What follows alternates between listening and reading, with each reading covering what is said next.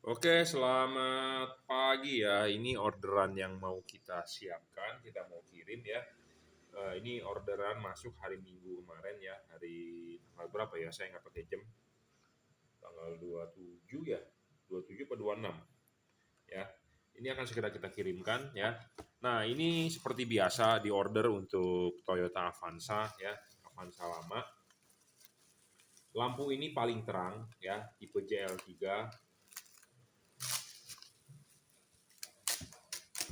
Tipe JL3 paling terang, jadi ini cocok untuk dipakai misalnya Anda sering bertemu kabut ya, atau Anda di daerah hujan. Untuk saat ini kan musim hujan ya, menuju ke musim hujan.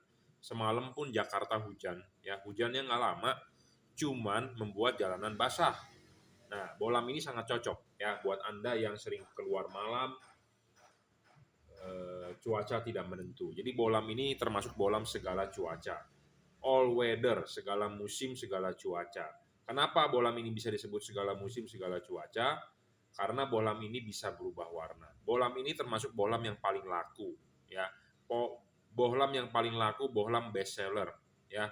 Paling laku, paling terang, paling stabil, 3 warna. Saya belum menemukan yang lebih terang daripada ini. Di kelas 3 warna, ya. Di kelas 3 warna. Jadi jangan sampai Anda salah paham atau memelintir omongan saya ya. Di kelas 3 warna paling terang, bisa 6000 Kelvin, bisa 4300 Kelvin, bisa 3000 Kelvin ya.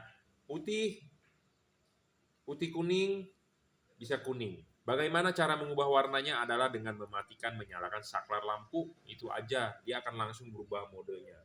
Nah, lampu jauhnya tetap warna putih ya. Jadi bohlam ini bisa berubah warna dengan mematikan menyalakan saklar lampu. Udah itu aja, simple, jelas, gampang ya. Putihnya 6000 Kelvin. Putih kuningnya 4300 Kelvin. Kuningnya adalah 3000 Kelvin ya. Lampu jauhnya tetap 6000. Jadi lampu jauh tetap warna putih. Bohlam ini 30 watt real berdasarkan alat ukur yang namanya wattmeter. Jadi diukur menggunakan wattmeter adalah 30 watt. Bukan berdasarkan katanya atau tulisan-tulisan atau yang tidak jujur gitu ya, ditulis di kardus sebesar-besarnya. Saya tidak.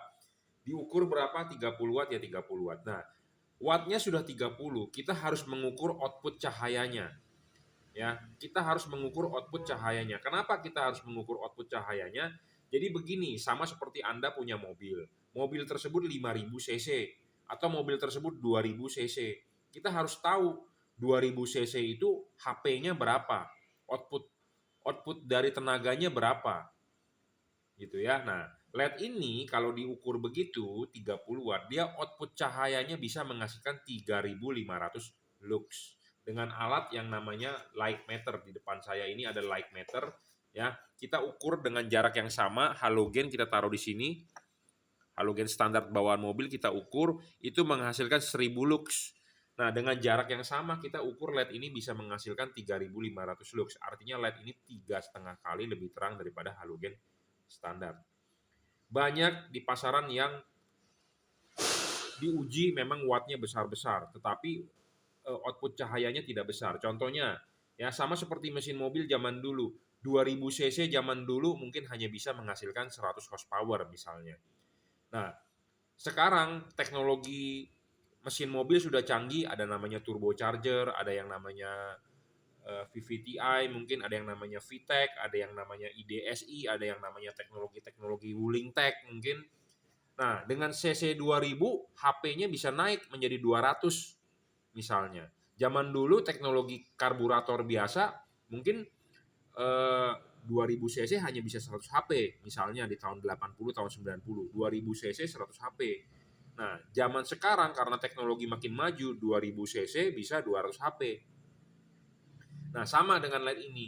Banyak di pasaran LED itu tertulis wattnya besar-besar, tetapi wattnya besar tidak menjamin terangnya lebih terang. Kenapa? Karena kita harus mengukur watt dan lux. Wattnya berapa, outputnya berapa. Inputnya wattnya 30 watt, outputnya berapa? keterangan cahayanya. Nah, dalam hal ini adalah 3500 lux, jadi 3,5 kali lebih terang daripada halogen standar. Ya. Nah, syarat bagus bohlam kedua adalah harus stabil. Sudah 30 watt 3500 lux tidak boleh ngedrop. Ya, banyak LED yang di pasaran ngedrop. Nah, makanya kenapa kita membuat syarat bohlam bagus ini harus Anda penuhi supaya Anda bisa pakai aman, nyaman, dan enak gitu ya. Karena banyak LED yang awalnya wattnya gede, tapi setelah dinyalakan 5 menit wattnya turun, ngedrop. Kenapa bisa ngedrop? Karena drivernya tidak stabil. Nah, bohlam ini stabil ya, tidak ngedrop. Nah, ada juga yang bertanya, Pak, ini bohlam menghasilkan berapa lumen? Saya tidak bisa mengukur lumen. Mendingan saya ngomong apa adanya. Saya tidak bisa mengukur lumen. Ya, daripada saya membohongi Anda, ini bohlamnya 20.000 lumen. Saya tidak mau membohongi Anda, saya mendingan ngomong apa adanya. Ya, kita bilang jujur, saya tidak bisa mengukur lumennya. Saya tidak tahu lumennya berapa. Ya. Kenapa saya tidak bisa tahu lumennya berapa? Karena saya tidak mempunyai alat ukurnya. Satu. Kedua, kita juga tidak bisa membuktikan klaim dari pabrik lumen itu berapa. Tidak ada.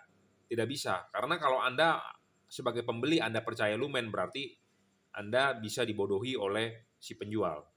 Kenapa saya ngomong begitu? Karena tidak bisa membuktikan. Coba penjual dia menulis bohlam, dia bilang bohlam dia 15.000 lumen. Coba Anda sebagai pembeli Anda suruh buktikan tuh si penjual 15.000 lumen bisa tidak? Tidak bisa. Kalau saya bisa buktikan. Kita ukur halogen standar berapa? 1000, kita ukur ini 3500 lux. Itu aja. Jadi saya bisa membuktikan bahwa ini terangnya 3,5 kali daripada halogen. Ya, seperti itu. Jadi kita lebih baik menjual jujur daripada kita tipu menipu. Saya ngomong apa adanya. Ya. Nah, syarat selanjutnya bohlam bagus adalah harus bisa adjustable. Intinya kalau Anda beli bohlam yang di adjustable lebih bagus dibandingkan Anda beli bohlam yang fix focus. Ya. Fix focus. Kenapa? Karena kita harus menggeser bayangan gelap. Sudah bisa menggeser bayangan gelap, kita harus bisa mengatur cut off-nya. Karena penting yang namanya cut off. Banyak orang pasang LED ya silau ke atas, sinarnya silau, sinarnya ke atas pohon, sinarnya ke dashboard mobil orang. Nah itu penting makanya yang ada cut off.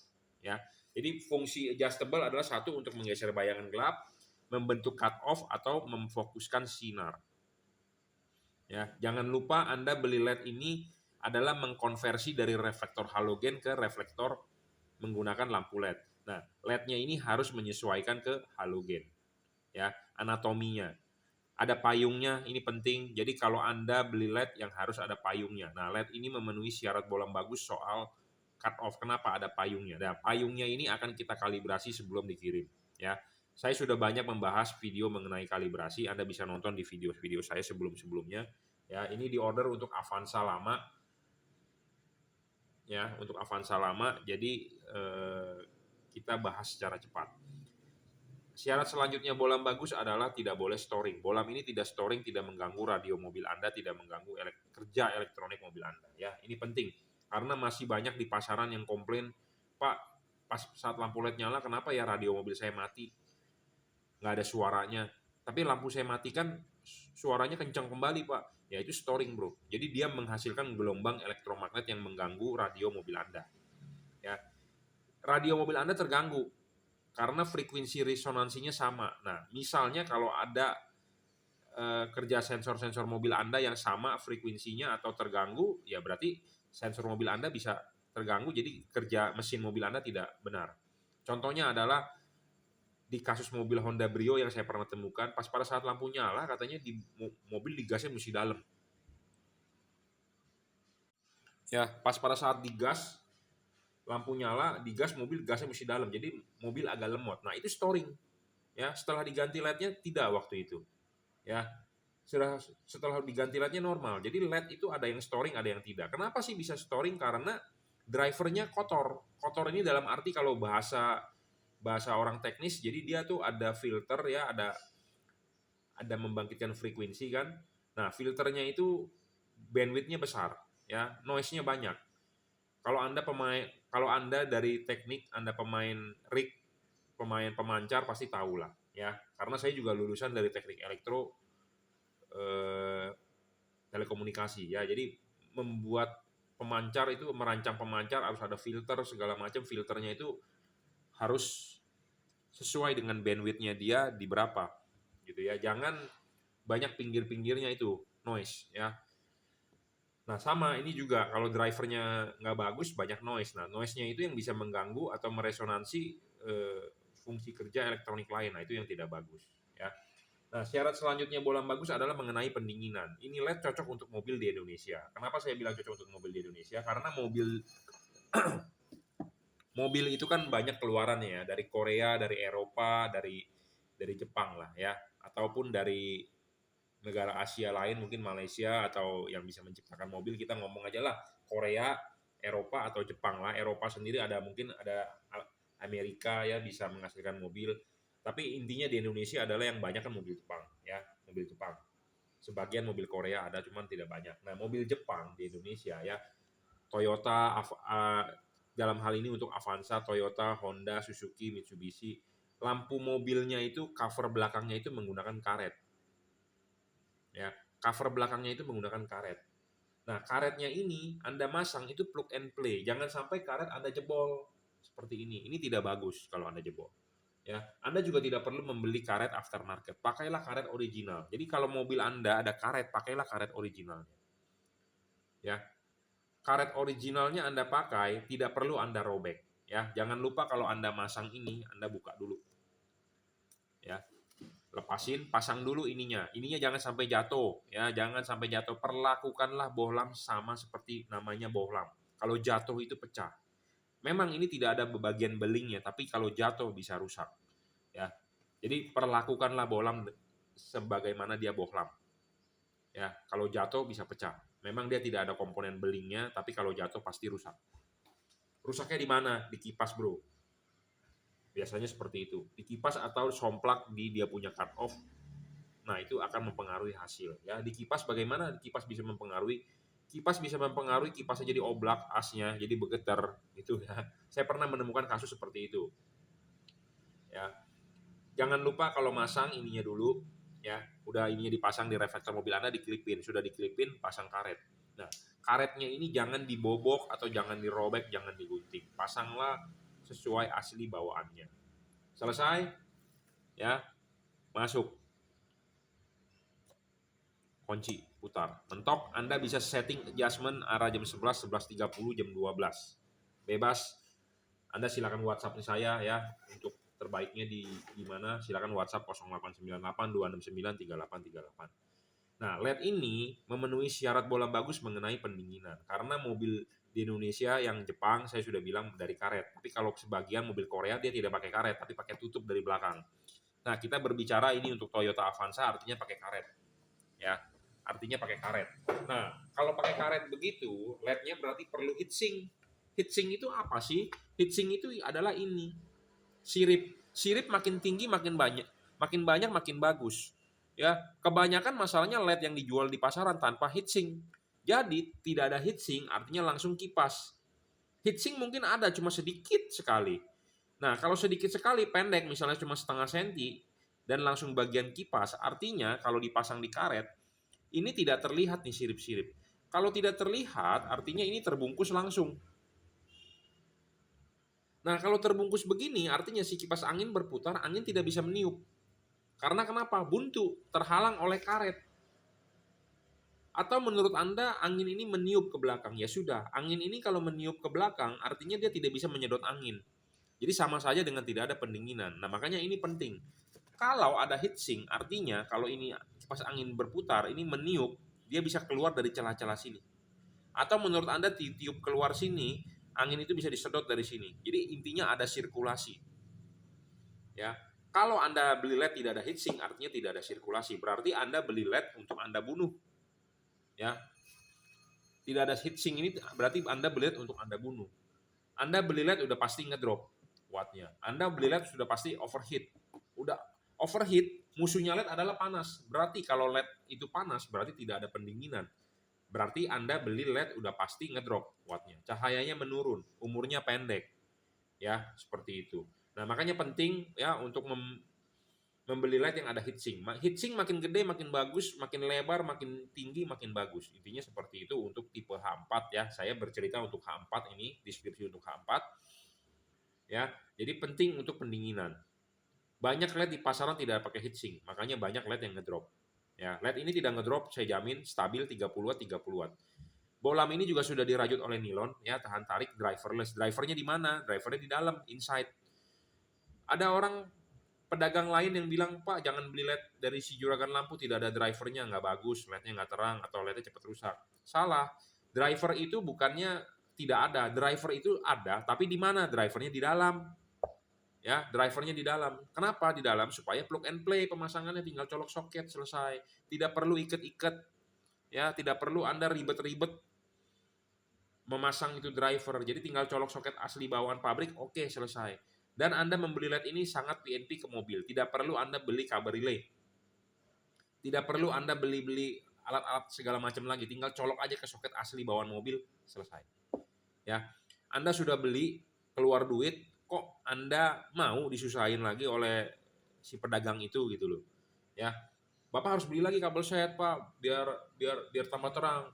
Anda beli LED ini nggak usah, Anda sudah cukup bayar, beli satu kali, Anda tinggal pasang, Anda tinggal pakai, ya, seperti itu. Nah, jangan lupa ya, barang sebelum dikirim akan kita kalibrasi dulu, kita maksimalkan hasilnya, cut off-nya. Makanya untuk Anda yang beli, silakan WA ke saya foto mobilnya, supaya saya berusaha semaksimal mungkin. Jangan sampai Anda pakai LED ini enak, tapi mengganggu orang lain.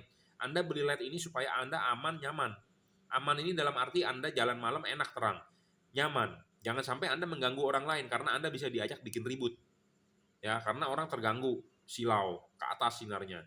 Ya, jadi akan kita pastikan fokusnya ini untuk low beam dipasang di reflektor adalah untuk fokusnya low beam. Jangan sampai fokusnya LED low beam dipasang di high beam, karena akan menyilaukan. Nah, jangan lupa ya, Anda memasang LED ini, setelan lampu adalah standar, tidak perlu Anda adjust naik turun.